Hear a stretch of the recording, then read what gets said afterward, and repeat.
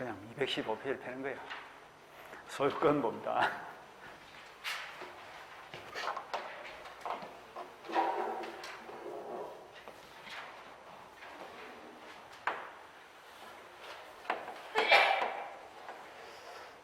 물건을 나누면 점유권하고 본권으로 나눌 수 있다. 예? 본권을 구성하는 요소가 뭐죠? 사용, 수익, 처분이에요. 이것을 완벽하게 가지고 있는 본권이 뭐죠? 소유권. 그 다음에 소유권은 사용, 수익, 처분을 완전히 지배하는 전면적 지배권이고, 그 반대가 뭐죠? 제한적 지배권이에요. 제한적 지배권이라는 것은 사용, 수익권만 지배하는 용익물권도 있을 수 있고, 처분권만 지배하는 담보물권도 있을 수 있고, 그래서 용익물권이 지상권, 지역권, 전세권, 담보물권은 유치권, 질권, 저당권, 이렇게 이제 우리가 공부를 했죠. 그 중에서 우리가 뭘 보고 있다? 소유권을 보고 있는 거예요. 그러니까 소유권은 점유권하고는 완전히 대비되는 개념입니다. 본권의 대표 선수다 이렇게 보시면 돼요. 사용, 수익, 처분을 완벽하게 지배하는 권리가 소유권이다. 여기까지를 우리가 봤고요. 그 다음에 책을 보면 215페이지 소유권에 의해서 동그라미 1번 셋째 줄 끝머리 줄칠해 줘. 즉 소유권은 물건을 사용, 수익, 처분할 수 있는 권리다. 그 부분하고 그 다음에 동그라미 2번은 무슨 말이냐면 사용, 수익, 처분을 다른 말로 표현하는 겁니다. 사용, 수익, 처분 물건을 구성하는 요 세 가지 구성 요소를 다른 말로 표현하면 사용, 수익을 다른 말로 뭐라 한다? 사용가치 이렇게 표현하고 처분을 다른 말로 교환가치 이렇게 표현하는 거예요. 사고 판다 이런 뜻입니다. 그래서 소유권은 사용가치와 교환가치를 전면적으로 지배하는 권리고 사용가치만 지배하면 용익물권, 교환가치만 지배하면 담보물권. 그래서 이제 제한적으로 일부만 지배하면 제한물권. 이런 의미가 동그라미 2번입니다. 사용가치, 교환가치 하는 말 나와 있죠. 그 다음에 밑에 기능이라든지 소유권의 제한이라든지 이런 것들은 시험하고 전혀 관계없어요. 앞으로도 볼 필요가 없고요. 그 다음 넘어서 03번 타이틀을 보니까 소유권의 법적 성질이 나와 있는데 그 중에서 동그라미 2번을 봅니다. 2번을 보니까 첫째 줄에 소유권은 물건을 전면적으로 지배할 수 있는 권리다 하는 말이 보이죠. 그 부분의 줄을 딱 치면 돼. 그래서 소유권은 전면적 지배권이다. 모든 사용, 수익, 처분을 모두 지배한단 말이죠. 그 밑에 같은 말이 있죠. 즉 소유권은 사용가치와 교환가치 전부에 대해서 전면적으로 작용하는 권리다. 그 다음에 기억해 보니까 혼일성이란 말이 보이죠. 혼일성. 그 말은 소유권이라는 울타리 속에 사용, 수익, 처분하는 세 가지 권능이 혼재되어 있다, 섞여 있다는 뜻입니다. 혼일성이란 말이 그런 뜻이고. 그 다음에 니은에 보니까 탄력성이란 말이 보이죠. 탄력성 아까 우리가 뭐라고 얘기했더라? 늘었다, 줄었다 이런 이야기죠. 늘었다, 줄었다. 그래서 소유권을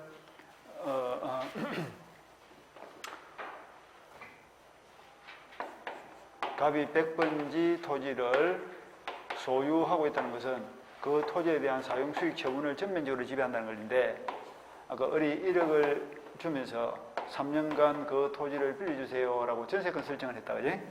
전세권을 설정하면 전세권자로부터 소유권자가 1억을 받는 대가로 소유권을 넘겨주는 건 아니죠. 소유권은 내가 그대로 가지고 있는데 사용, 수익권을 넘겨줄 거예요. 그러면 소유권의 양이 전세권을 설정하기 전에는 사용, 수익, 처분 셋 중에 세 가지를 다 가지고 있다가 전세권을 설정하면 어떻게 될까? 소유권은 내가 가지고 있어. 소유권은 내가 가지고 있는데 그 소유권을 구성하는 요소 중에서 두 개를 넘겨줘 버리고 나는 뭘 가 있다? 처분을 한 개만 지고 있는 거야. 그리고 3년 기간이 끝났죠. 그러면 다시 어떻게 해? 1억을 돌려주고 사용, 수익권을 돌려받을 거 아니야. 그럼 다시 소유권 양이 어떻게 될까? 3분의 3으로 늘어나겠죠. 그러니까 제한문권을 설정하면 소유권의 양이 줄었다가 제한문권이 소멸되면 소유권의 양이 늘었다가 이걸 말한다? 탄력성이다. 이러죠. 탄력성. 그 니은의 탄력성이란 말이 그런 뜻이고요. 그 다음에 디귿의 항구성이란 말이 보이죠? 이 말은 소유권은 영원한 권리이기 때문에 소멸시에 걸려 안 걸려? 안 걸린다. 내가 저 시골에 아버지로부터 상속받은 토지나 아니면 산이나 방치해놓고 있다. 그리고 20년 동안 한 번도 가보지도 안 했다. 하더라도 소유권은 소멸해야 안 해요. 소멸하지 않는다. 소유권은 소멸시에 걸려서 저질로 소멸한 법은 없다. 이런 뜻입니다. 그 다음에 이제 소유권의 범위하고 상징관계는 요거는 쉬운 거기 때문에 그 인문 과정에서 굳이 볼 필요가 없어요. 나중에 본 과정 들어가서 천천히 보셔도 되고 크게 어렵지는 않습니다. 아주 쉬워. 그 다음에 이제 넘어서 228페이지 취득시효를 봅니다. 이 취득시효는 매년 오는 겁니다. 아주 중요한 거예요. 취득시효. 그 보니까 229페이지 점유취득시효 돼 있죠. 취득시효 봅니다. 시효가 무슨 말이냐면 법률이 정한 시간이 된가 하면 그 효력으로서 이런 뜻이에요. 그 효력으로서 권리를 취득하면 뭐다? 취득시효고 존재했던 권리가 소멸하면 소멸시효인데 소멸시효는 시험 범위에 안 들어갑니다. 그리고 우리가 저번주에 봤다 그지? 부동산 물건은 8개가 있는데 그 중에서 소멸시효에 걸리는 건 몇 개? 3개. 뭐만 걸린다? 용익 물건 3가지만 걸린다 있죠? 지상권, 지역권, 전세권 몇 년? 20년 소멸시효에 걸린다. 이 한 개 말고 있으면 돼요. 나머지 물건들은 소멸시효 안 걸린다. 그리고 뭐 채권도 일반 채권은 10년. 그다음 무슨 국가를 상대로 한 세금 이런 건 5년 뭐 이런 거 봤다 그지? 그리고 의식주에 관련된 건 1년짜리도 있고 그다음 임금 채권이라든지 법률 서비스, 의료 서비스에 관련된 채권은 3년짜리도 있고 이렇게 연습했을 거예요. 소멸시효는 그 정도 보시면 되고 오늘은 요 취득시효를 잡으셔야 돼. 취득시효. 그럼 취득시효도 2가지가 있어요. 부동산 취득시효가 있고 동산 취득시효가 있는데 동산은 볼 필요 없고 부동산만 잡으시면 돼요. 부동산 취득시효를 다시 나누면 점유 취득시효하고 등기부 취득시효가 있다.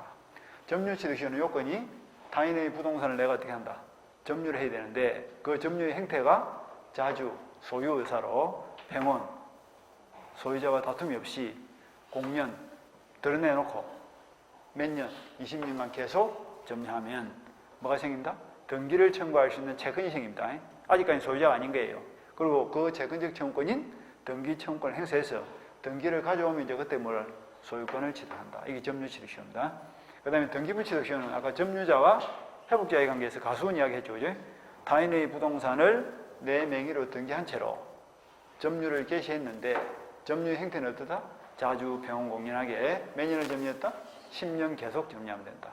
기간이 반으로 줄어드는 대신 요건이 추가가 된다 했죠. 그 추가되는 요건이 뭐예요? 선의무과실이다. 그러니까 이 선의무과실은 점유를 개시할 당시에만 선의무과실. 그러니까 점유를 개시할 당시에 선의무과실로 타인의 부동산을 점유해서 10년간 평온공연하게 계속 등기된 채로 점유를 하고 있으면 어떤 소유권이 즉시 생긴다. 이게 등기부취득시효죠. 그리고 시험은 뭐가 중요하다? 점유취득시효가 중요하고. 그래서 점유취득시효에서 점유취득시효에 대해서 우리가 이제 쭉 봤다, 그죠? 자, 봅시다. 갑의 토지를 을이 80년 1월 1일부터 점유해서 2003년 1월 1일 현재도 점유하고 있다. 몇 년 점유했죠? 23년을 점유했다. 23년을 점유했다. 그런데 지금 이 시점에서 을이 취득시효를 주장하고 싶어. 그럼 기간이 몇 년이 필요하죠? 20년이 필요하죠. 그죠? 그 20년 기간의 출발점을 말한다? 기산점이다 라고 합니다. 기간을 산정하는 시점 이런 뜻인데 이 기산점은 원칙은 제초의 점유 개시일로부터 기산하는 거에 맞습니다. 그런데 점유 기간 중 등기 명의자의 변동이 없으면 내 마음대로 정할 수도 있는 거예요. 그러니까 80년 당시에도 갑이 등기 명의자였고 지금 현재도 갑이 등기 명의자라면 을은 어떻게 한다? 마음대로 기산점을 선택할 수 있다. 하더라도 20년은 충족돼야 되니까 83년부터는 정할 수 있다는 뜻이 되겠죠. 그러니까 여기서 역산을 해서 20년이 충족되는 시점과 제초의 점유 개시 시점 요 중간에는 마음대로 정할 수 있다. 그런 게 앞받으면 될 거예요. 그래서 이제 계산을 해서 20년이 경과되면 바로 소유권을 취득하는 것이 아니라 등기를 청구할 수 있는 채권적 청구의 생깁니다. 그래서 등기를 청구해서 갑으로부터 등기를 넘겨받으면 그때 비로소 뭘 취득한다? 소유권을 취득한다. 여기 점유 취득시효입니다. 그런데 중간에 이제 등기 명의자의 변동이 생겼어요. 중간에 등기 명의자의 변동이 있으면 내 마음대로 정한다. 처음부터 정한다. 처음부터 계산해서 시효가 20년 되는 시점에서 시효 완성되겠죠. 시효 완성되면 항상 누구를 상대로? 시효 완성 당시 등기 명의자를 상대로 취득시효를 주장해야 돼. 그러니까 시효 완성 전에 소유자의 변동이 났다면 이 신소유자인 A를 상대로 해서 시효 취득을 주장할 수가 있고 시효 완성 이후의 B를 상대로 해서 시효 취득을 주장할 수가 없고 그래서 여기 중요하다 했죠. 여기 기준점입니다. 시효 완성 전의 3자한테는 이긴다. 땅을 달라 이렇게 할 수 있고 등기 주세요 할 수 있고 시효 완성 후의 3자한테는 못 이긴다. 등기 주세요 한다 못 한다. 못 한다. 이렇게 단순하게 알고 있는 게 좋아요. 내용을 따지면 이거는 물권자고 이건 채권자니까 뭐 대항을 못 한다 이런 것이 있고 이 사람은 권리를 행사하지 않는 잘못이 있으니까 소유권을 뺏긴다 이런 설명이 필요한데 민법 중개사 시험에서 그런 설명을 물어보면 안 나온다고. 그러니까 기준점을 딱 정해놓고 시효완성 전인 삼자한테는 이긴다. 시효완성 후의 삼자한테는 못 이긴다. 이렇게 생각하실 거예요. 그럼 이제 다시 응용을 하면 시효가 완성된 이후에 등기를 청구했고 갑이 시효 완성 사실을 알게 되었다. 근데 갑의 입장에서는 땅을 주기 싫은 거예요. 그래서 시효가 완성된 이후에 01년도 3월 5일 날 매매를 통해서 B에게 땅을 팔고 등기를 넘겨버렸다. 그러면 B를 감아가 보니까 시효 완성 전의 3자야 후의 3자야. 01년 3월 5일이니까 시효 완성 후의 3자죠. 그죠? 내가 이게 못 이겨. 못 이기니까 B를 상대로 등기를 청구할 수는 없는 거예요. 그러니까 B는 완전한 소유권 취득했죠. 그럼 나는 소유권 취득을 못 한단 말이지. 그럼 어떻게 해야 될까? 갑을 상대로 매매 대금 상대액을 손해배상을 청구해 가라. 이 손해배상의 의미가 뭐냐면 갑은 시효 완성 사실을 알게 되는 순간 을에게 땅을 넘겨줄 때 의무가 생겼음에도 불구하고 안 넘겨주고 팔아버림으로 인해 가지고 을에게 피해를 끼치잖아. 그러니까 을의 입장에서는 당연히 의무를 이행하지 않은 갑을 상대로 그에 따르는 손해배상을 청구할 수밖에 없고 그 손해배상액은 땅 대신 받은 돈 전부를 달라 이렇게 전액을 손해배상 청구한다. 근데 그 근거는 채무불이행이다, 불법행위다. 두 사람은 계약을 맺은 바 없으니까 재건 채무는 없죠. 그러니까 채무불이행을 이유로 손해배상을 청구할 수는 없고 뭘 근거로? 불법행위를 근거로 손해배상을 청구한다. 갑이 무슨 불법을 했어요? 을의 채권이라는 재산권을 지금 침해한 거 아니야. 등기를 주세요 하는 청구권이 채권적 청구권이 재산권이거든요. 이것도 등기를 가져갈 수 있는 재산권인데 그것을 팔아버린 바람에 을에게 못 주게 됐으니까 을한테 피해를 끼쳤으니까 그게 이제 불법행위라는 손해배상이다. 그래서 손해배상을 청구할 수 있다. 여기까지 룰을 쭉 봤어요. 요 가지가 기산점과 관련된 가장 기초가 되는 판례입니다. 판례가 엄청 많습니다. 그래서 오늘은 많은 판례를 볼 필요는 없고 요 기본적인 거 몇 가지만 딱 보시면 돼요. 그러고 난주 요런 걸 이제 보면 됩니다. 소유권을 취득했다면 그 취득의 성질은 원시 취득이다. 그 말은 무슨 말이냐면 을이 소유권을 취득한 것은 갑과 을이 합의하에 계약을 맺어서 소유권 취득은 아니죠. 순조롭게 승계 취득한 것이 아니고 법률의 규정에 의해서 이러한 요건이 갖춰지면 을에게 소유권이 넘어오는 당연한 소유권 취득이지 합의를 통해 취득한 것이 아니기 때문에 이거는 원시 취득으로 봅니다. 원시 취득. 그럼 취득을 한다면 취득의 시점은 언제냐 하면 소급표가 인정됩니다. 소급표란 것은 등기를 한 지금부터 소유권을 취득하는 것이 아니고 20년 전으로 거슬러 올라가서 소유권을 취득한다. 그러니까 지난 20년 동안 을은 내 땅을 사용했다, 남의 땅을 사용했다. 내 땅, 자기 땅을 사용한 걸 인정하기 때문에 거꾸로 갑은 등기를 넘겨주고 조용히 물러나야지 을을 상대로 20년 동안 네가 내 땅을 공짜로 사용했으니까 임대료 상생을 주세요. 돼 안 돼. 이 부당이득 반환을 청구할 수는 없다 이런 뜻이야. 이 소급표가 관련해요. 소급표. 소급의 소유권 취득하기 때문에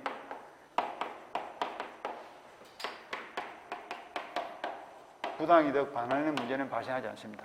그 다음에 등기를 할 때도 원시 취득이니까 이론상으로는 새롭게 소유권 취득해줘요. 그러니까 없던 소유권이 새로 생겼으니까 등기부를 새로 만들어가지고 보존 등기를 하는 것이 논리에 맞습니다. 그런데 우리 판례는 무슨 등기한다? 이전 등기를 한다. 이렇게 봅니다. 그런 것들도 있고. 그런 건 지금 볼 필요 없어요. 지금 기본 구조만 이렇게 봅니다. 요 요건 딱 보시고. 책을 한번 볼까요? 점유 취득시요. 229페이지. 법전 나와 있죠. 245조. 이 기본 조문입니다. 1항 보니까 몇 년? 20년간 소유의 의사를 다루라고 치면 자주 이 말이죠. 소유 의사가 있으면 자주 아닙니까? 지하려고 소유 의사로 자주 평온 공연하게 부동산을 점유한 자는 마지막에 뭘 해야 된다? 등기를 함으로써 소유권을 취득한다. 즉시 소유권 취득한다. 이러면 틀려요. 등기를 해야 소유권 취득한다. 그 다음 시효취득의 대상이 되는 권리되어 있는데 요리 보면 쉬울 겁니다. 시효취득은 점유를 해야 된다 안 해야 된다? 해야 되죠. 그러니까 점유를 안 하는 권리는 시효취득이 될 수 없는 거예요. 그래서 뭐 소유권이라든지 지상권 이런 거는 시효취득이 되지만 비해보내 보세요.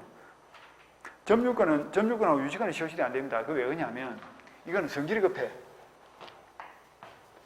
내가 분필을 손에 쥐면 점유를 바로 취득했죠. 놔버리면 바로 소멸하는 거예요. 그러니까 점유권은 뭐 20년 기다리다 권리를 취득하고 이런 게 아니라니까. 지면 바로 취득하는 권리예요. 그러니까 시효취득이 필요 없죠.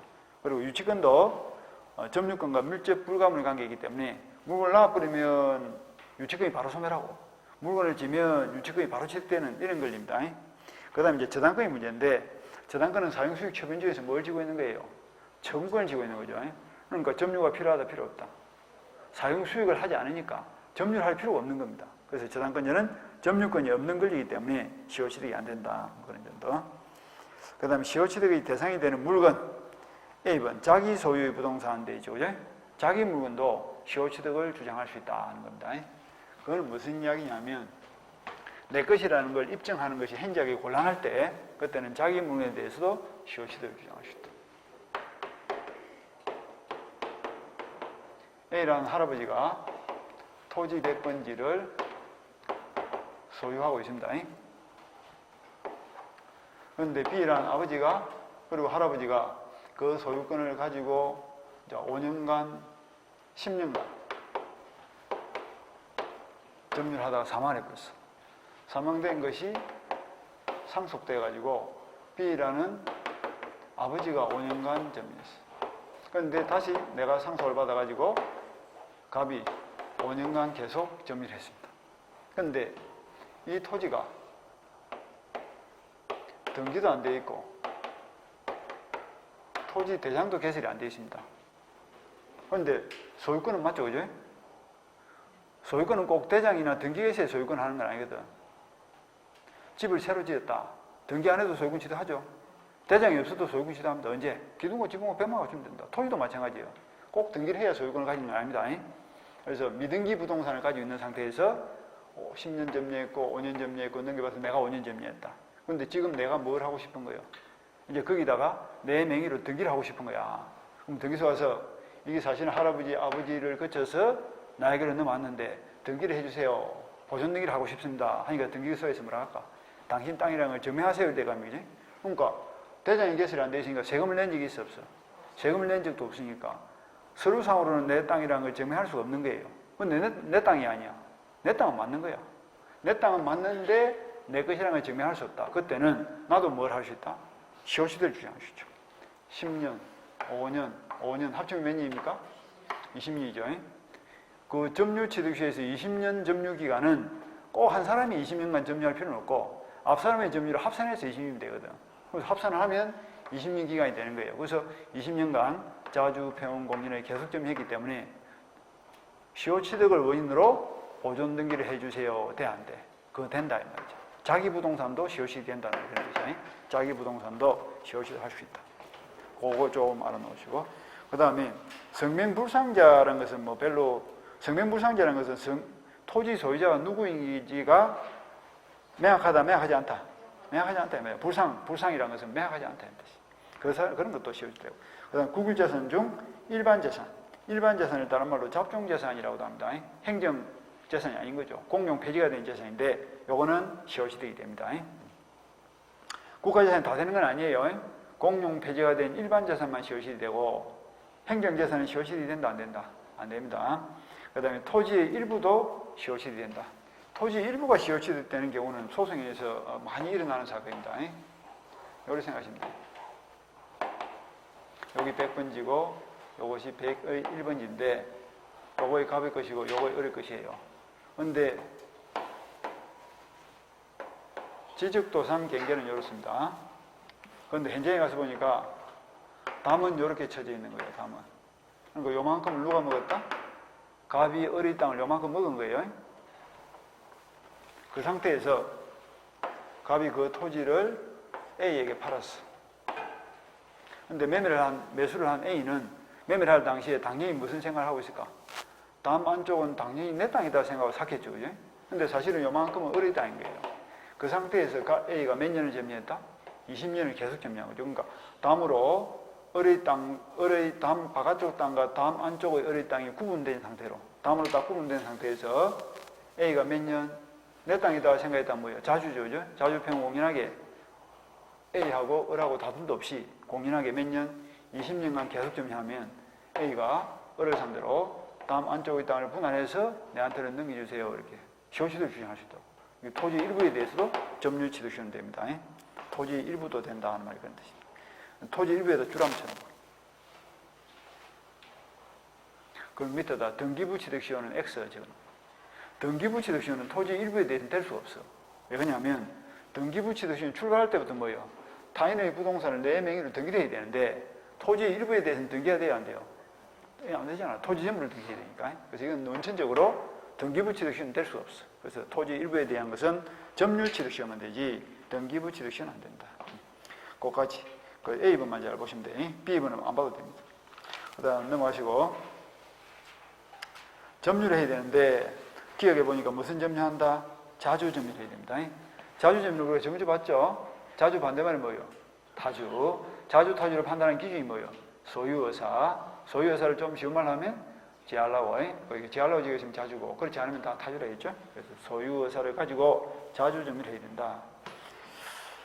그 다음에 니은에 무슨 점유? 팽원공연한 점유 타이틀만 보시고 그 다음 동원은 3번에 몇 년? 20년 경과해야 되는데 출발점을 뭐라 하죠? 기억, 기산점이라 하죠. 원칙은 언제부터 기산한다? 점유 개시일로부터 기산하는 게 원칙이죠. 넘어가서 B번 예외적으로 임의로 기산을 정할 수도 있다 했죠. 어떨 때? 첫째 줄 시효취득 중에 한 자는 줄을 쳐 소유자의 변동이 없는 토지에 관하여는 줄치고 취득시효의 기산점을 임의로 선택할 수 있다. 아까 여기서 2080년 1월 1일도 갑이 등기명의자고 2003년 1월 1일 현재도 갑이 등기명의자고 23년 동안 등기명의자의 변동이 없다. 그때는 어른은 어떻게 한다? 기산점을 마음대로 정할 수 있다. 그래서 역산을 활용해서 81년부터 기산해도 좋고 82년부터 기산해도 좋고 그런 뜻이에요. 그래서 소유자의 변동이 없다. 등기명의자의 변동이 없을 때는 임의로 선택할 수 있고 그리고 시효취득을 주장한 날로부터 역산하여 20년 이상 점유 사실이 인정되면 된다 하는 말 그런 뜻입니다. 그것도 잘 챙기시고 그 다음에 내려가서 마지막에 똥마름 4번 뭘 해야 될까? 이렇게 해서 20년 기간이 끝나면 마지막에 뭘 해야 돼요? 등기해야 되겠죠? 등기를 하면 소유권을 취득한다. 등기 넘어가시고 근데 넘어가서 니은해 보니까 점유 취득시효 완성으로 인한 권리 취득은 무슨 취득? 아까 원시 취득이랬죠? 원시 취득이라면 이론상으로는 없던 소유권이 새로 생겼으니까 보존 등기를 해야 할 것이지만 실무상으로 무슨 등기한다? 이전 등기를 한다. 그것도 챙겨 놓으시고 그리고 디귿에 보니까 점유 취득시효 완성이 되면 등기 청구권이 발생하는데 그 등기 청구는 물권, 채권적 청구이다. 여기까지 봤다. 그지? 아까 여기서 그 등기 청구는 성질이 뭐다? 채권적 청구이다. 그러니까 이 등기를 하기 전까지는 어른 소유자가 아니죠. 물권을 취득하지 못한 상태야. 등기를 청구해서는 채권적 지위밖에 없다. 채권적 청구권이기 때문에 몇 년의 소멸시효가 걸린다? 10년의 소멸시효의 대상이 될 수도 있다. 그렇게. 그 다음에 시효취득 완성의 효과 1번 언제 소유권을 취득합니까? 점유시효 기간이 완성되면 아니면 등기를 마쳤을 때 등기를 마쳤을 때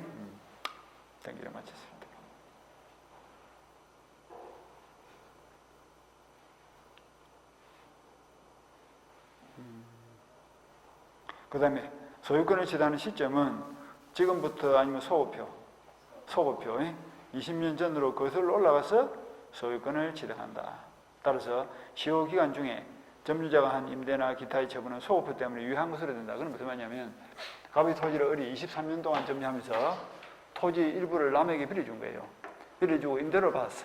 그런데 그 뒤에 등기를 마치면 어리 언제부터 소유권 취득한다? 20년 전으로 거슬러 올라가서 소유권 취득하기 때문에 그 기간 중에 빌려준 토지는 내 땅을 빌려줬다, 남의 땅을 빌려줬다. 내 땅을 빌려준 걸로. 내 땅을 빌려준 걸 보기 때문에 임대를 받은 것도 돌려줄 필요가 있다, 없다? 없다, 이런 뜻입니다.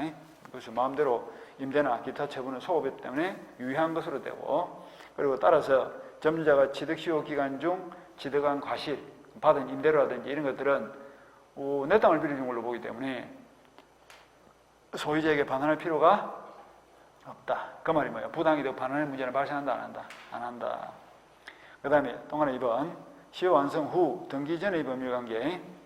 여기 이제 중요한 건데 기억, 시효 취득을 완성한 점자의 지위 줄치고 시효가 완성될 때에서 바로 소유권을 취득합니까? 아니면 등기 청구권만 취득합니까? 등기 청구권이라는 채권적 권리만 취득하죠. 그래서 시효기간 만료만으로 권리 취득의 효과가 생기는 것은 아니고 시효 완성자는 등기함으로써 비로소 권리를 취득한다. 그리고 마지막 줄, 그 등기 청구권은 물권적 청구권, 채권적 청구권. 채권적인 등기 청구권을 가질 뿐이다. 채권적 청구권에서 등기 청구권만 가집니다.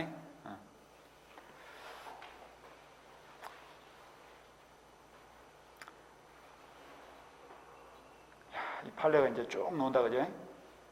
머리가 좀 아프겠다.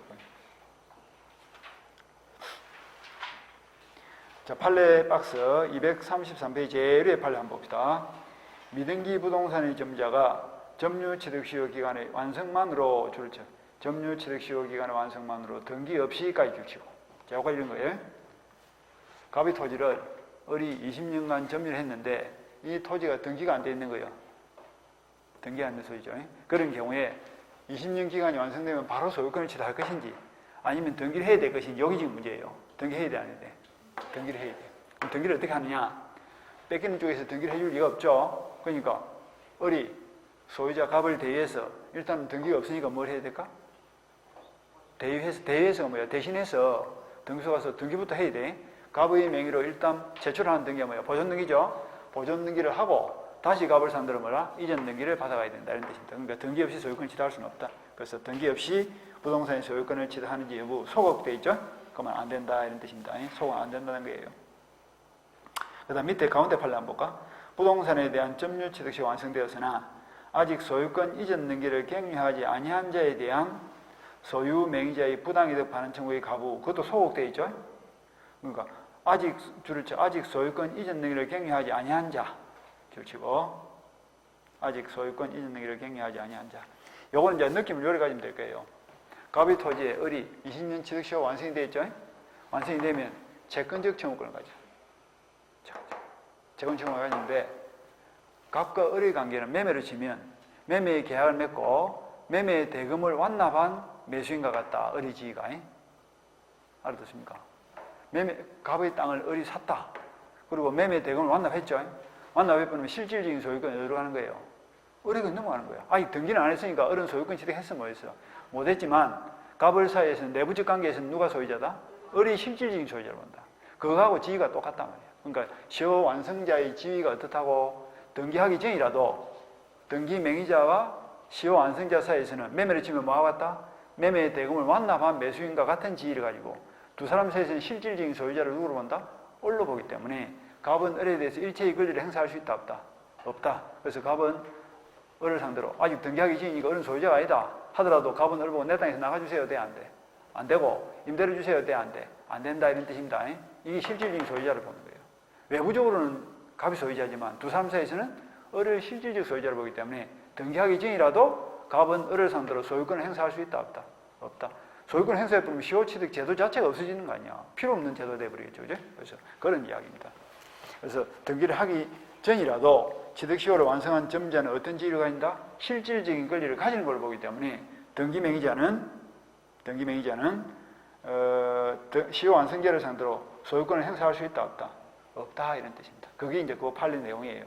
그래서 부동산에 대한 점유 취득시 완성되었으나 아직 소유권 이전 등기를 갱유하지 아니한 자에 대해서 소유 맹의자가 부당이득 반환 청구를 할 수 있냐? 내 땅에서 나가주세요. 임대를 주세요. 돼? 안 돼? 안 된다 말이죠. 그 가부에 대해서 소극으로 본단 말이에요. 그런 뜻입니다.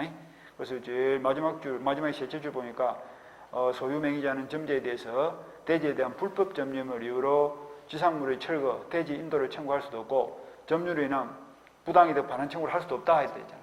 임대를 주세요. 상여 주세요. 이것도 안 되는 거예요. 실질 소유자를 보기 때문에. 너무 많이 보면 안 좋으니까 이 정도만 봅시다. 그 다음 넘어가서 시효 완성 후의 사정배입니다.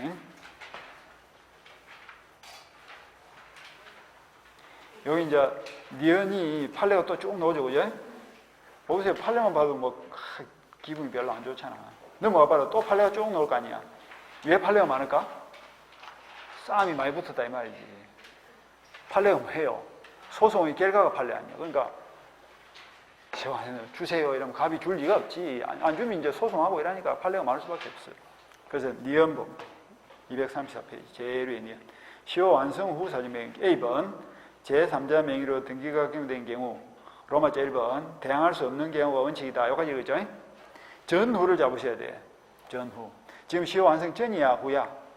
후죠, 그죠? 시효 완성 후에 등기 명의자 받겠다. 그럼 시효 완성 후의 3자한테 내가 이게 못 이겨. 못 이긴다. 이걸 지금 보고 있는 거예요. 대항을 못 하는 거예요. 나가라 이러면 어른 나가야 돼. B한테 이길 수가 없다고. 그 이야기입니다. 그래서 첫 번째 판례 봅니다. 파란 글씨.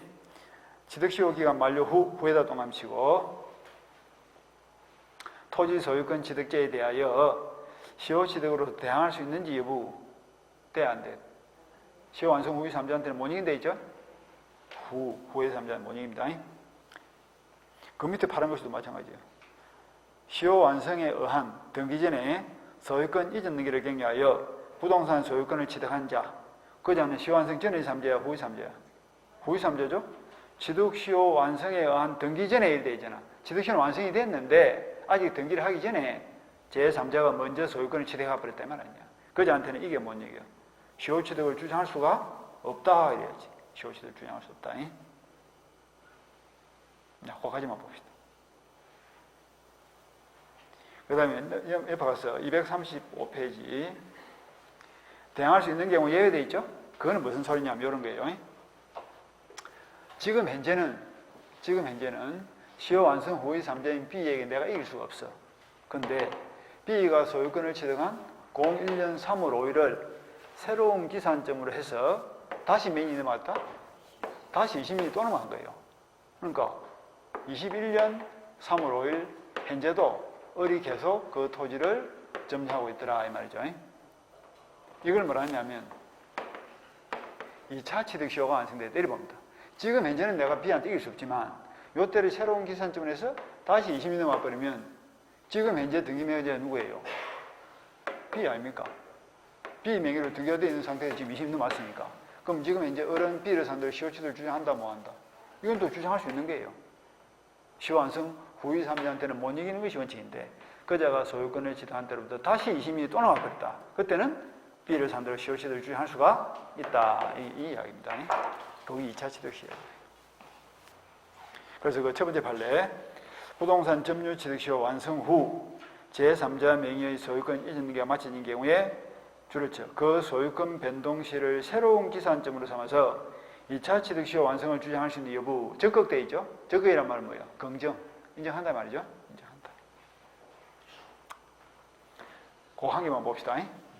많이 보지 말고. 자, 넘어가시고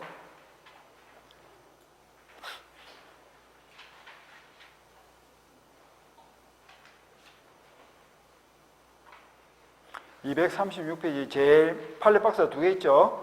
밑에 판례 박스를 봅니다. 밑에 줄 판례 박스. 그 판례가 2개 있죠. 부동산 소유자가 취득시 완성된 부동산을 제3자에게 처분한 경우 불법행위 성부 및 재무불이행 책임의 성부 이렇게 되어 있죠. 요걸 본 거예요.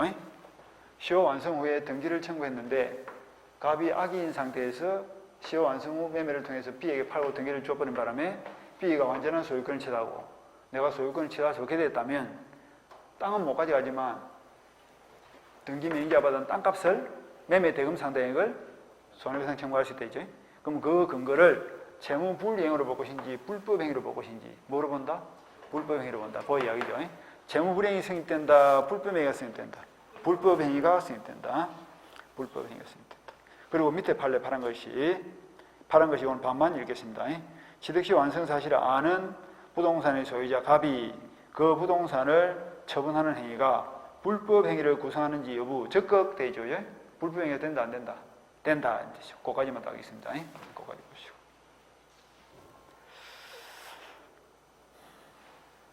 그거까지 보고 넘어갑시다. 넘어가서 238페이지. 238페이지. 등기부 취득시효 봅니다. 등기부 취득시효. 이걸 보는 거예요. 등기부 취득시효. 점유 취득시효는 받고 등기부 취득시효. 머리가 아프죠? 요쯤 되면 이제 머리가 아프기 시작하는 거예요. 한숨도 쉬서. 하지만 의지를 가지고 열심히 보세요. 보다 보면 끝이 나옵니다. 등기부 취득시효는 쉬워요. 점유 취득시효에 비하면. 아까 우리 이런 거 봤죠?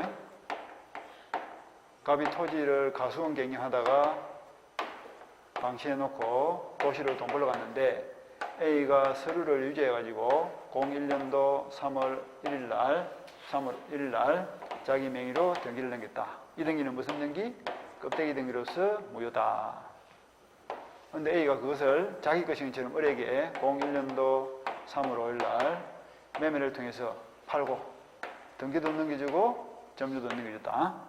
매매를 할 당시에 을이 이 등기가 무효라는 사실을 모르고 샀다 할지라도 우리나라 등기에는 공신력이 없으니까 이 등기 역시도 뭐다? 무효다. 근데 이 점유는 무슨 점유예요? 지알라고 샀으니까 자주, 그리고 모르고 샀으니까 선의. 등기를 믿으면 과실은 없는 걸로 본다 했죠? 등기가 무효니까 등기는 을맹이로 되어 있더라도 이 토지 소유권 누가 가지고 있다? 갑이 그대로 소유권을 가지고 있다. 아까 점유자 회복제 할 때 보면 그 판례죠. 그걸 그대로 끌고 오면 되는 거예요. 그래서 지금 현재 을이 주인공인데 을의 시각에서 보면 이게 누구 땅이에요?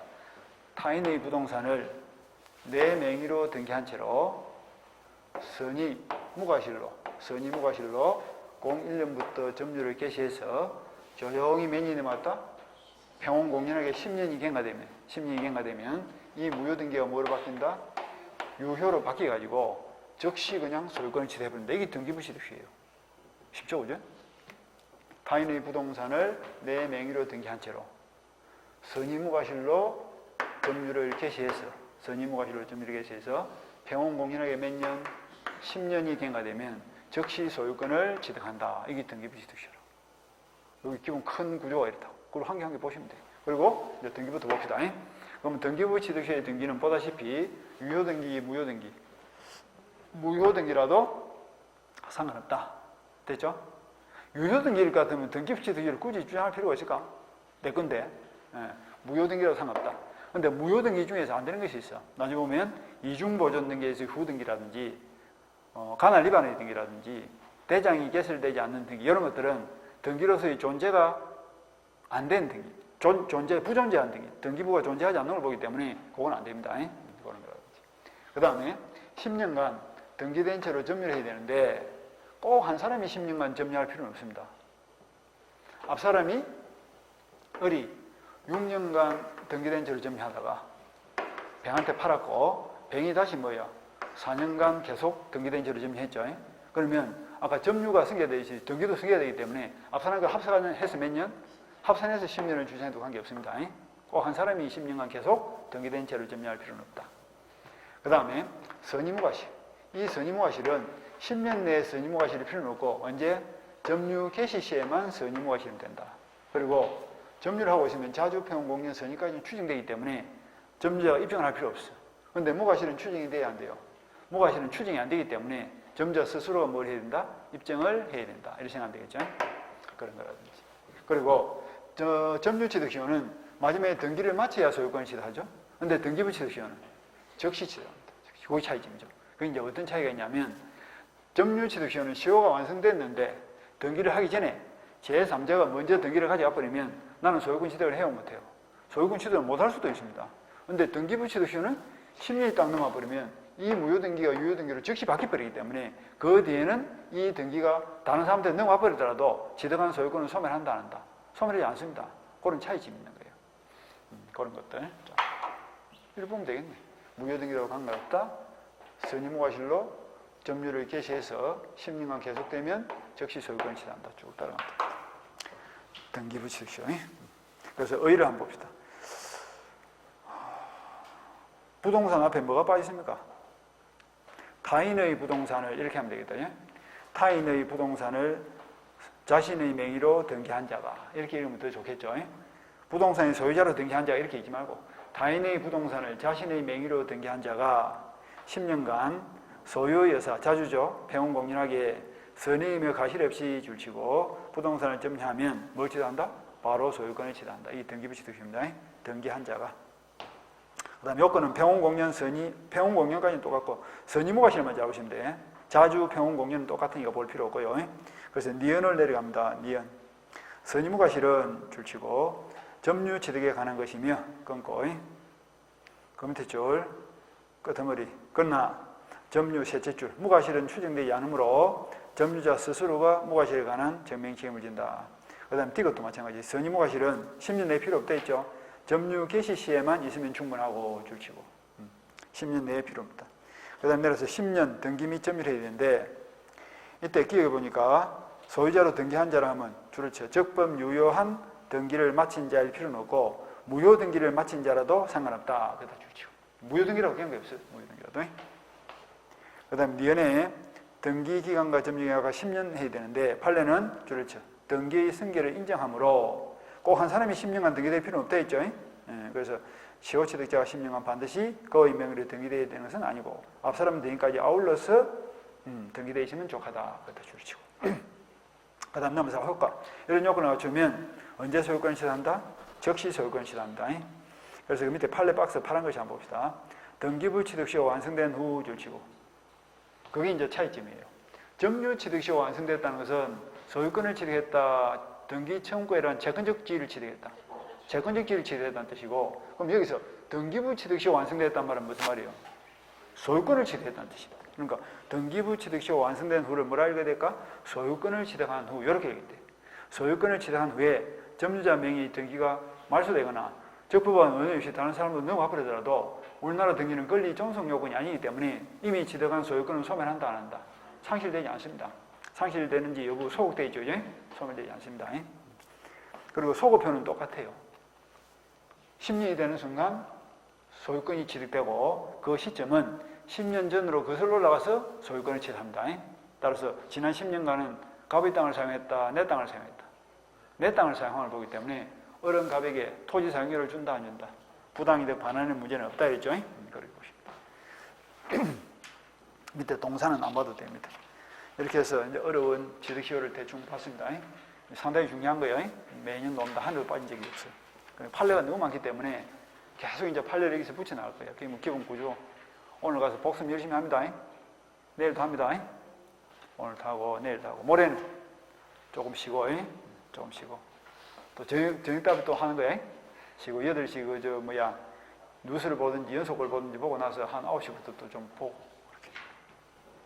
요새 TV 봐요, 안 봐요? 안 보고 뭐 하노? 공부한다고? 이제 뭐 좀 되네. 그래, 거짓말도 좀 하고 이러세요.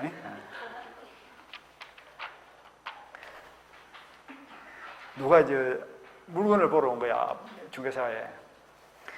그럼 참 곤란한 부분이 있죠, 이제? 조금 하자가 있어, 없어? 하자가 있으면 뭐라 할 거예요? 다 깨놓고, 하자 있습니다. 사지 마세요, 이럴 거예요? 손 조금만 보면 괜찮습니다, 이래야지. 곰팽이 피스. 근데 도배를 해버린 거야. 보여, 안 보여? 안 보이죠? 그럼 뭐라 할 거예요? 가게 이 곰팽이 피는데 사실은 눈속임 하려고 도배한 겁니다. 그래요, 안 해요? 안 하겠죠, 이제? 그 정도는 해야 그 중개사 할 수 있다. 양심에 찔려가지고 사실은 어저께 도배했는데 안에 보면 곰팡이가 피었습니다. 그래 몇 개월 넘겨야 돼? 6개월을 넘겨야 돼. 6개월을. 나중에 우리 매매 보면 담보 책임 나오거든. 물건의 하자는 6개월 재측기한이 걸립니다. 그러니까 중개하고 나서 6개월 동안은 하자 있는 물건을 팔면 발도 못 고자는 경우가 있어. 혹시 물이 새면 어떡하나, 곰팡이가 또 바깥으로 삐져나오면 어떡하나. 노심초사하는 사람도 있죠. 그래서 이제 계약서를 찍을 때 두리뭉술하게 적는 거야. 매수인 데려가서 보여줘야 될 거 아니까. 싹 보여주고, 눈으로 확인한 바대로 이상이 없음을 인정합니다. 그래놓고 도장 찍으라 해야 돼요. 나중에, 그래놓고도 6개월이 조심스럽게 넘어가야 되는 거야. 안 그래 보세요. 나중에 막 중개사가 사기쳤다는 둥, 사실은 사기 아닌데, 심지어는 중에서 물을 달라는 사람도 있습니다. 위에서 물이 떨어져가지고 벽이 젖으니까 스스로 돌려달라 하니까 손해배상해라 하는 사람도 있고 그런 게 있어요. 예?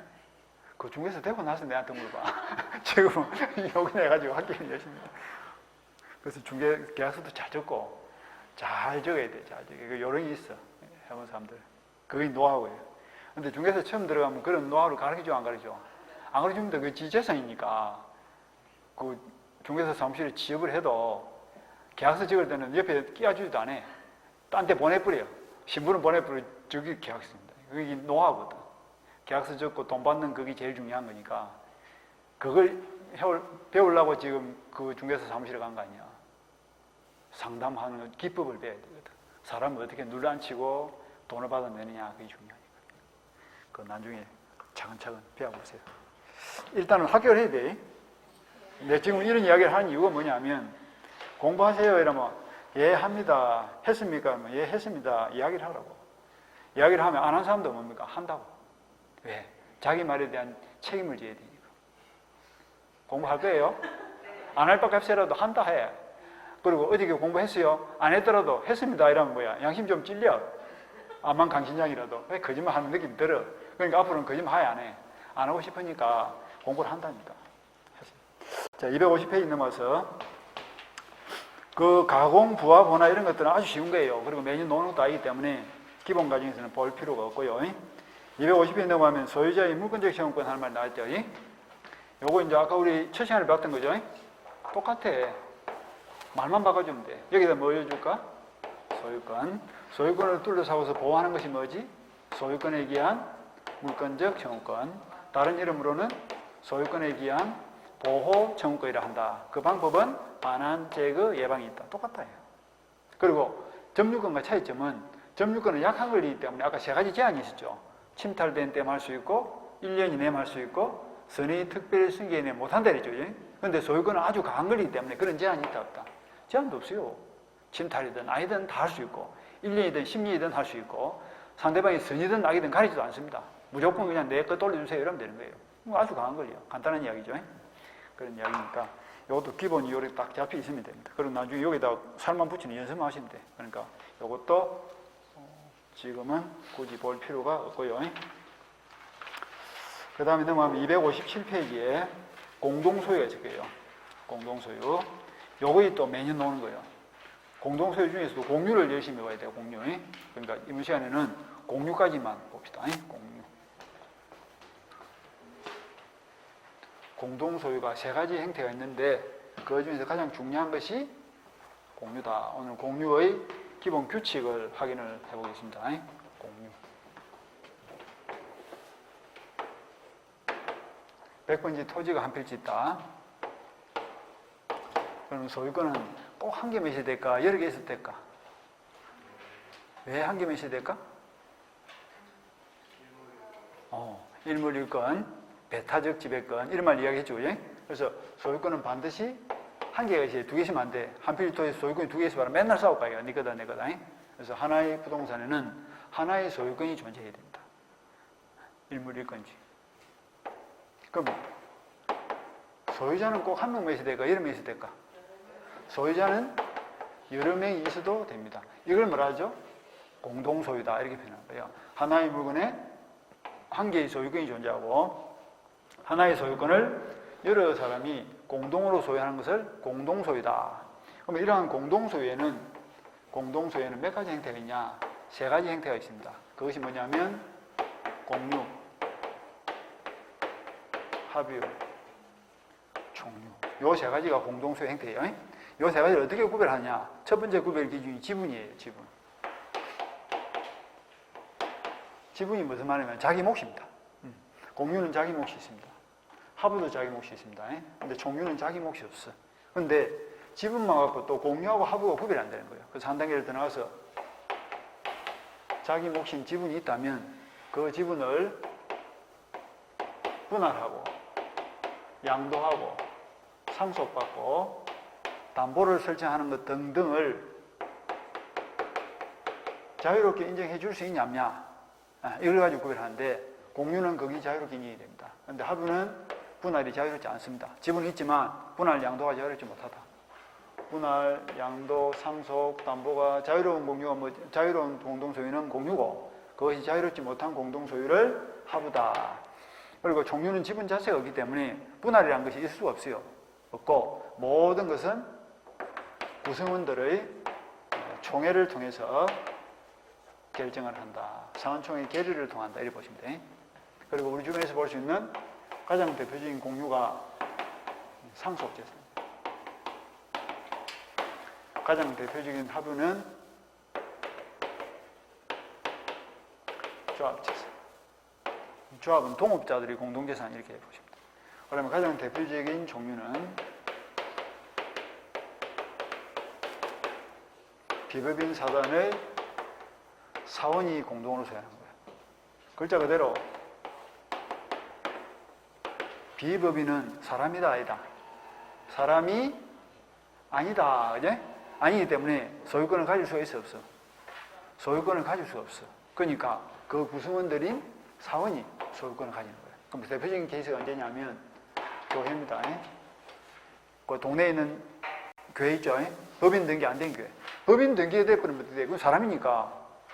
여의도 순복음교회 이런 그냥 큰 교회는 법인 등기돼 있죠? 법인 등기가 된 교회는 그 자체가 사람이기 때문에 그 교회 재산은 누구 거예요? 교회의 단독 소유입니다. 교인들이 공동 소유가 아니에요. 그런데 뭐 동네에 있는 쪼맨쪼맨한 교회들은 법인 등기 안 돼 있죠? 사람이 아니야. 그건 비법인이기 때문에 사람이 아니거든. 그래서 교회가 소유권을 가질 수 없으니까 교회의 구성원들이 누구? 사원이 누굽니까? 교인들이죠. 이제? 교인들이 공동으로 소유하고 있다. 그 다음에 이런 것도 있죠. 종중. 종중재산도 마찬가지예요. 종중 법인 등기가 안 된 종중 토지나 건물은 누구 거다? 종중은 사람이 아니니까 사원이 누구예요? 종중원이죠. 종중원들이 공동으로 소유한다. 지분이 있어 없어? 지분이 없어. 그래서 그 종중원의 지위를 취득하면 종중재산 사용할 수 있고 교회에 가입하면 교회재산 사용할 수 있고 교회 탈퇴해버리면 교회재산 사용 못하고 이런 거지 나가면서 분리해 주세요. 이건 안 된다니까. 분할 양도가 안 된다는 뜻이죠. 이렇게 하고 있으면 되겠죠. 그리고 오늘은 이제 그 중에서 가장 중요한 것이 뭐다? 공유입니다. 공유를 이제 보는 거예요. 공유. 가장 대표적인 공유가 뭐랬습니까? 아까 상속재산이 되겠죠?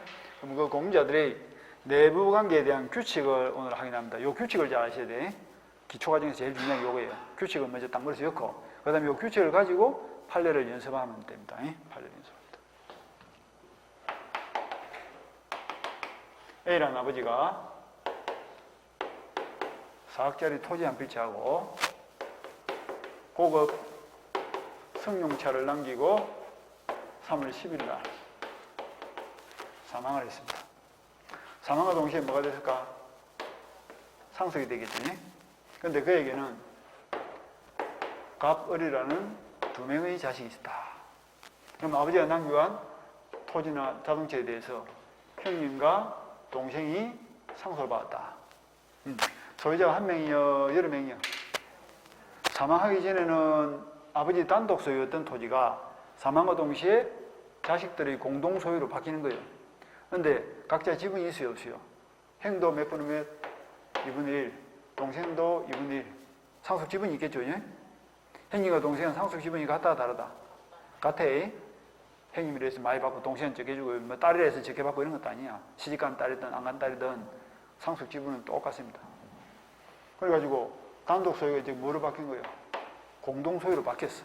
바뀌었는데 그 행태를 보니까 각자가 지분을 가지고 있고 동생이 언제든지 형을 상대로 분할을 청구하면 형은 분할을 해야 돼, 안 해야 돼?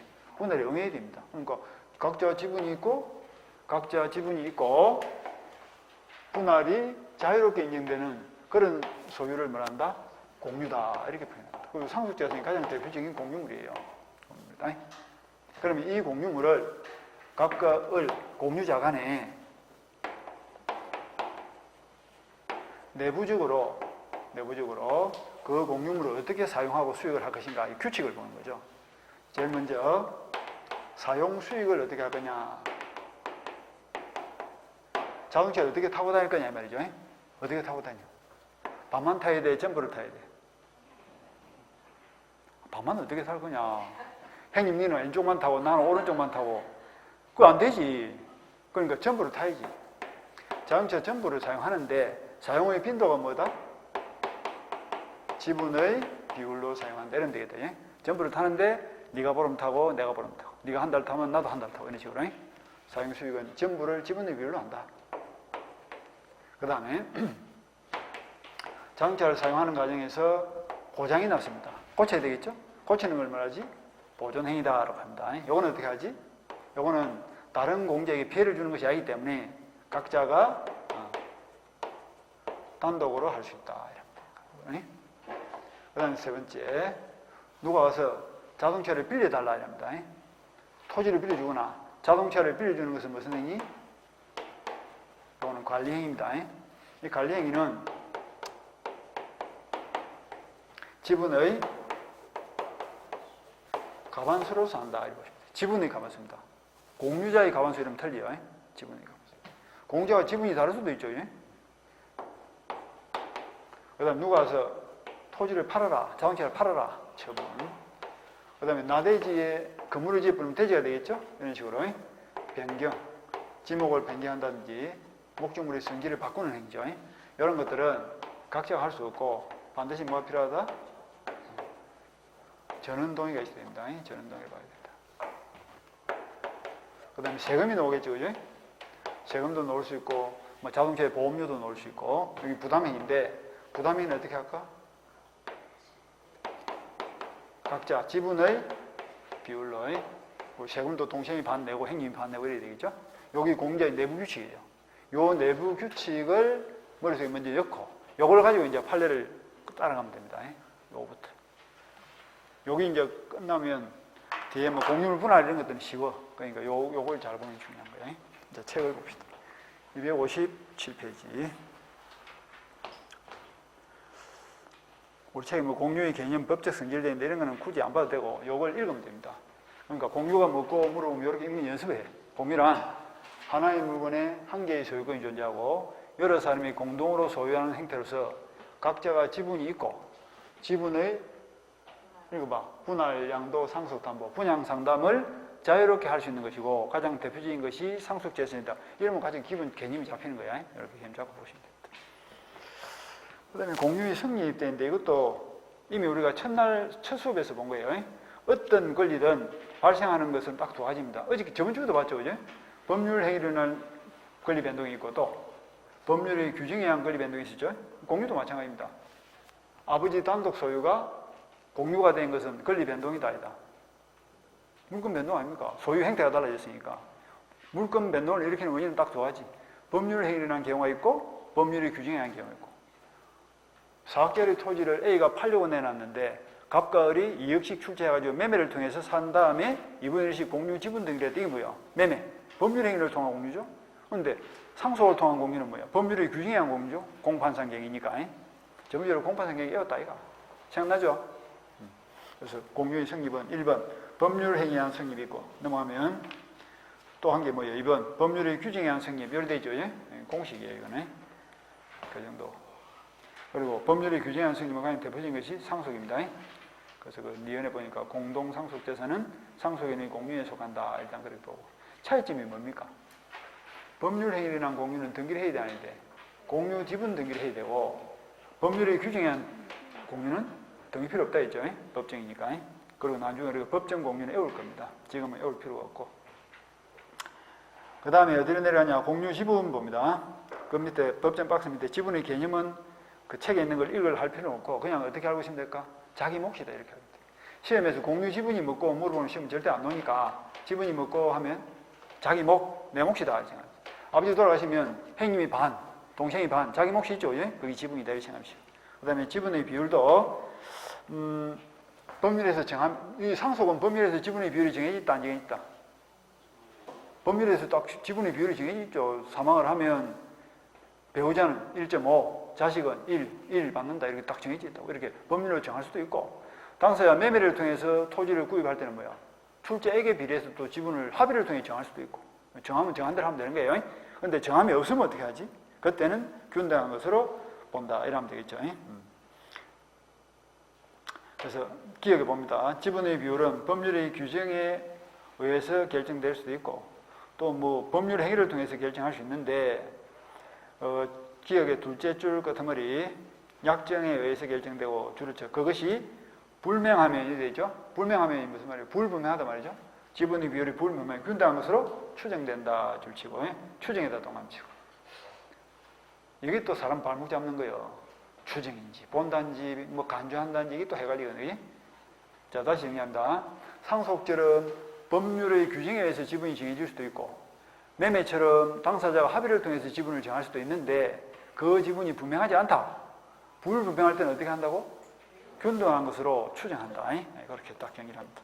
그 다음 니은으로 바로 내려와서 이건 무슨 이야기냐면 지금 이제 아버지로부터 자동차나 토지를 행과 동생이 상속받았는데 동생이 장가도 못 가보고 교통사고로 급사를 했습니다.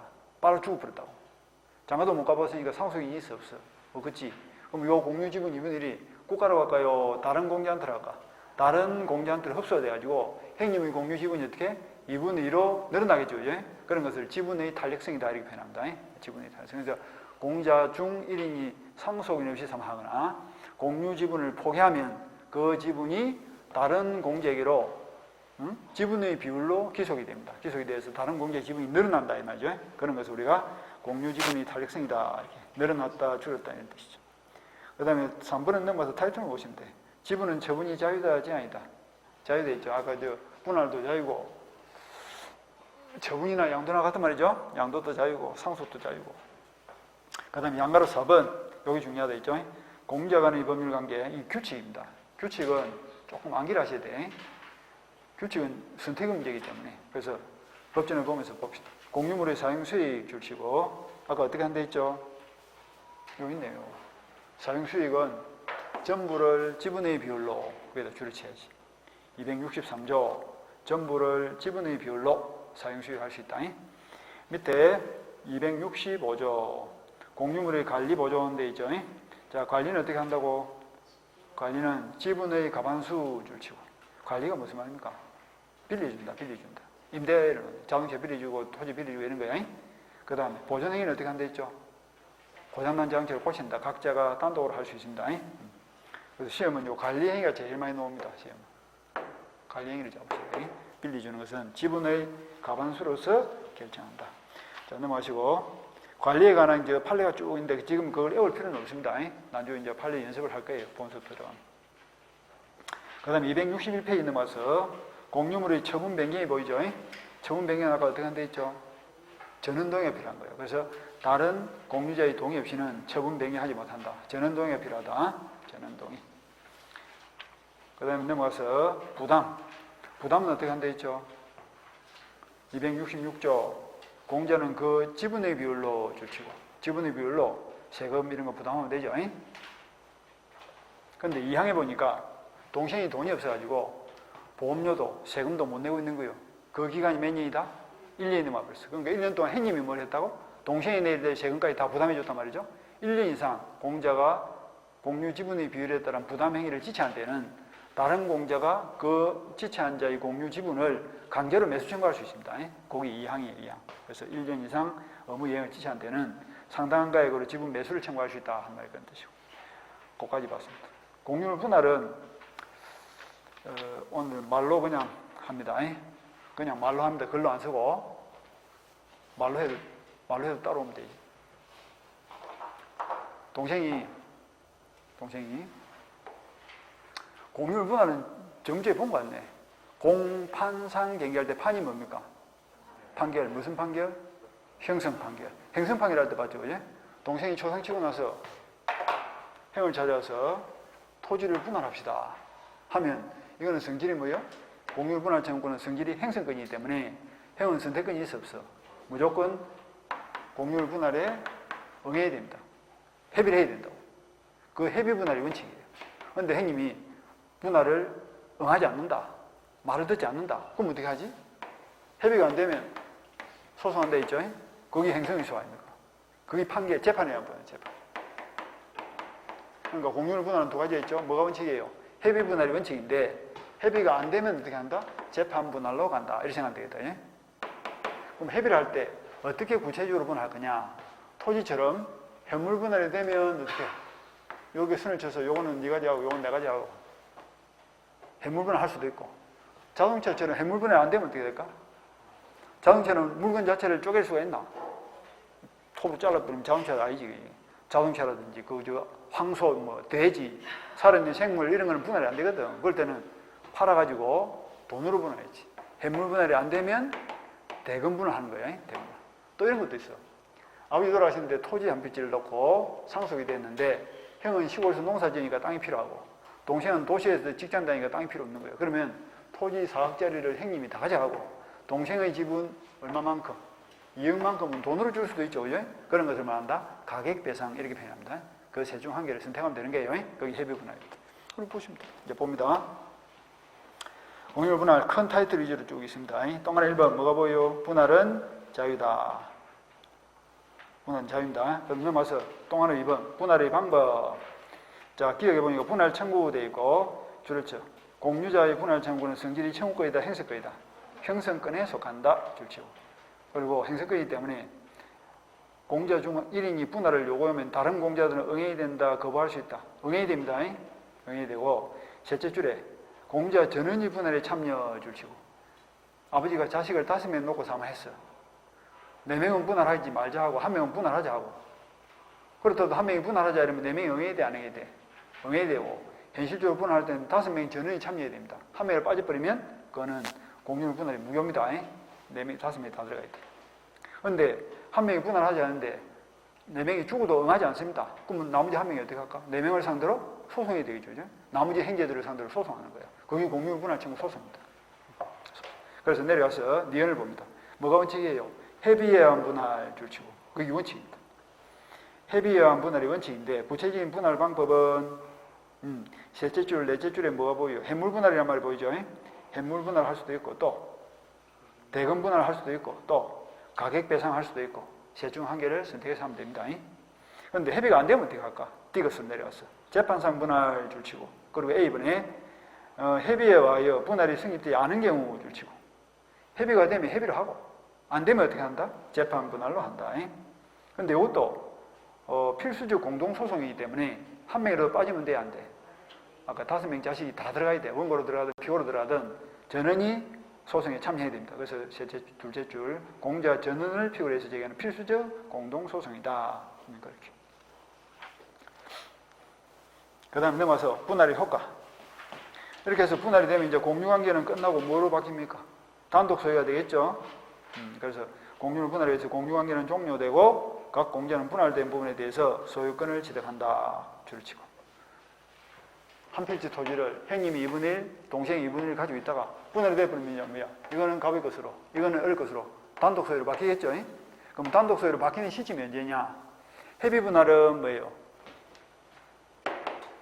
해비 분할은 법률행위를 통한 분할이니까 등기를 해야 돼, 안 해야 돼? 등기를 했을 때 단독 소유해야 되고, 재판 분할은 법률행위다, 법률의 규정이다.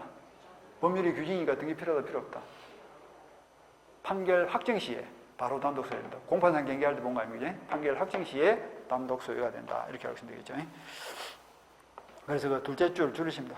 그 효력 발생 시기는 해비상 분할의 경우에는 등기 시 줄치고, 재판 분할의 경우는 판결 확정 시다.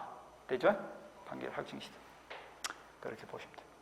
그리고 분할의 효과는 소급하지 않는다 되어 있는데 원칙적으로는 공유물 분할이 소급하지 않습니다. 분할된 그때부터 단독 소유돼요. 그런데 예외적으로 상속재산은 뭐예요? 소급해서 분할이 됩니다. 차이가 있어요. 원칙적, 예외적으로. 그것까지만 보겠습니다. 그리고 넘어가서 합유하고 넘어가서 종류, 160페이지 종류는 나중에 본수 가서 시간 될 때 보면 되고요. 자, 그래서 이번 시간에 소유권까지 보는 걸로 하고 조금 쉬었다가 용익목을 보겠습니다. 쉬었다.